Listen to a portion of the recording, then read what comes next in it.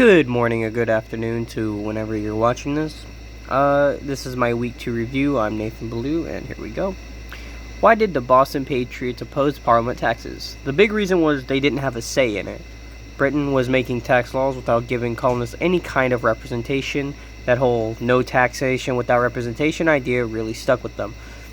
Colonists felt like they were being controlled from across the ocean and that it wasn't okay with them, because people started protesting and pushing back against Britain, and Britain sent troops into Boston to keep order, but that just made things worse.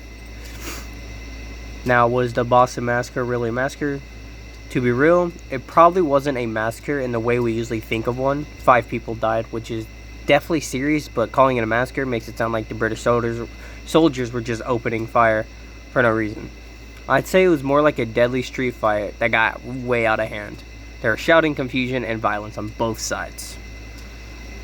Could the fight have been avoided, or was it bound to happen? It seems like something like this was going to happen eventually. There's already so much tension between the soldiers and the people in Boston. The colonists didn't want them there, and the soldiers weren't exactly friendly either. They were competing for jobs, and people were mad about being watched all the time. Maybe if Britain had pulled back or tried a different approach, the violence could have been avoided, but the way things were going, it was probably going to blow out sooner or later. Alright, how did the Sons of Liberty use propaganda? Sons of Liberties were smart. They knew how to use propaganda to get people fired up. One big example was that engraving by Paul Revere that showed the British soldiers looking like they were all lined up and just shooting an unarmed crowd of colonists. That's not what really happened, but it got people emotional and angry. It definitely shaped how a lot of the colonists saw the British after that. Were the soldiers right to fire? It's hard to say.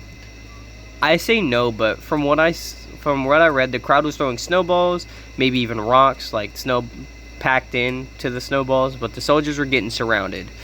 They were probably scared and confused, and Captain Preston said he didn't tell them to fire, but somebody did. I don't think they're totally right to shoot into the crowd, but I also think the situation was way out of control. They could have tried to back off or wait for backup, but in the moment it probably felt like they had not many options.